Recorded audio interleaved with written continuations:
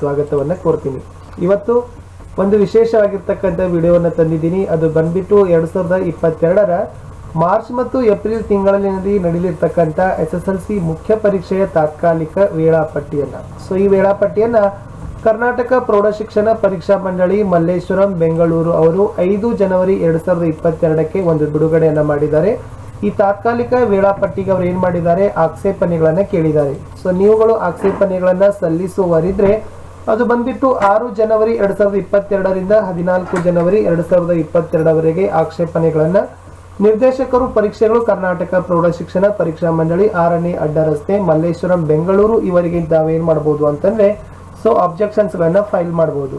So ನೋಡೋಣ ಈ ಒಂದು ತಾತ್ಕಾಲಿಕ ವೇಳಾಪಟ್ಟಿಯಲ್ಲಿ ಪರೀಕ್ಷೆಗಳು ಯಾವ ದಿನಾಂಕದಿಂದ ಪ್ರಾರಂಭವಾಗಿದ್ದಾವೆ, ಯಾವ ದಿನಾಂಕದಂದು ಯಾವ ವಿಷಯ ನಡೆಯಲಿದೆ ಅಂತಕ್ಕಂಥದ್ದನ್ನ ನೋಡೋದಾದ್ರೆ ಸೊ ಫಸ್ಟ್ ಆಗಿ 28 ಮಾರ್ಚ್ 2022ಕ್ಕೆ ಪ್ರಥಮ ಭಾಷೆ ಕನ್ನಡ, ತೆಲುಗು, ಹಿಂದಿ, ಮರಾಠಿ, ತಮಿಳ್ ಆಗಿರ್ಬೋದು, ಉರ್ದು, ಇಂಗ್ಲಿಷ್, ಸೊ ಇಂಗ್ಲಿಷ್ ಕೇಂದ್ರ ಪಠ್ಯಕ್ರಮ ಮತ್ತು ಸಂಸ್ಕೃತ. ಸೊ ಈ ಪರೀಕ್ಷೆಗಳು ಏನಾಗ್ತಾ ಇದಾವಪ್ಪ ಅಂತಂದ್ರೆ ನಡೀಲಿದ್ದಾವೆ. ಅದೇ ತರನಾಗಿ ಮಂಗಳವಾರ ಪರೀಕ್ಷೆ ಇರೋದಿಲ್ಲ 29 ಮಾರ್ಚ್ಗೆ. ಸೊ 30 ಮಾರ್ಚ್ 2022 ಬುಧವಾರದಂದು ಇಂಗ್ಲಿಷ್ ಅಥವಾ ಕನ್ನಡ ಇರುತ್ತೆ ಸೆಕೆಂಡ್ ಲ್ಯಾಂಗ್ವೇಜ್ ಅಲ್ಲಿ. ಸೊ 1 ಏಪ್ರಿಲ್ 2022ಕ್ಕೆ ಸೊ ಈ ಕೋರ್ ಸಬ್ಜೆಕ್ಟ್ಗಳಿದಾವೆ. ಸೊ ಕೋಡ್ 71, 72, 73, 74 ಮತ್ತು 96 ಅಂತ. ಸೆಕೆಂಡ್ ಏಪ್ರಿಲ್ಗೆ ಸೊ ನಿಮ್ಮ ಎಕ್ಸಾಮಿನೇಷನ್ ಇರೋದಿಲ್ಲ ಯುಗಾದಿ ಹಬ್ಬದ ಪ್ರಯುಕ್ತ.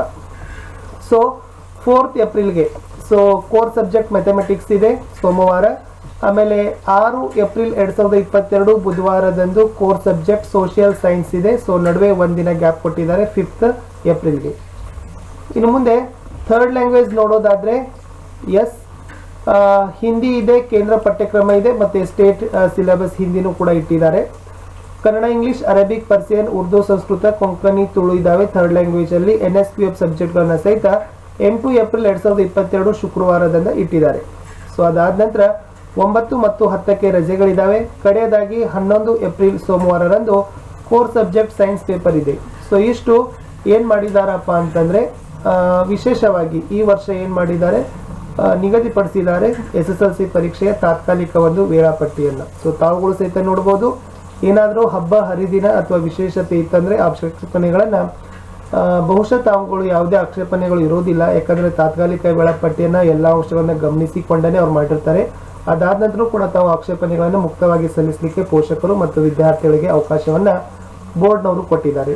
ಇಷ್ಟಿತ್ತು 28 ಮಾರ್ಚ್ 2022ರಿಂದ ಹಿಡಿದು 11 ಏಪ್ರಿಲ್ 2022ರವರೆಗೆ SSLC ಪರೀಕ್ಷೆಗಾಗಿ ವೇಳಾಪಟ್ಟಿಯನ್ನು ಬೋರ್ಡ್ನವರು ಪ್ರಕಟಿಸಿದ್ದಾರೆ. ಇದರ ಅರ್ಥ ನೋಡಿಕೊಂಡು ತಾವುಗಳು ಅಧ್ಯಯನದಲ್ಲಿ ನಿರತರಾಗಿ ಈ ಒಂದು ವಿಷಯಕ್ಕಾಗಿ ಪಾಸಿಂಗ್ ಪ್ಯಾಕೇಜ್ ವಿಡಿಯೋಗಳು ಸ್ಟಡಿ ವಿತ್ ಪರಶುರಾಮ್ ನಲ್ಲಿದ್ದಾವೆ. ತಾವುಗಳು ಸಹಿತ ನೋಡಬಹುದು. ವಿಡಿಯೋ ಇಷ್ಟ ಆದ್ರೆ ಒಂದು ಲೈಕ್ ಮಾಡಿ ಹಾಗೂ ಹೊಸಬರಾಗಿದ್ದರೆ ಚಾನೆಲ್ ಅನ್ನು ಸಬ್ಸ್ಕ್ರೈಬ್ ಮಾಡಿ.